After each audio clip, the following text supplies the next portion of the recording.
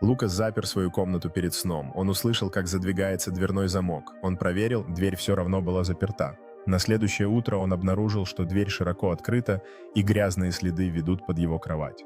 Лукас наклонился, заглядывая под кровать со широко раскрытыми глазами от страха, и осматривает все темные углы в поисках знаков вторжения. Пара грязных туфлей, брошенных у изножья кровати, оставила следы на полу и создала атмосферу таинственности. Лукас, теперь явно встревоженный, достает свой телефон, чтобы вызвать полицию, его руки дрожат при попытке набрать номер в тусклом свете комнаты.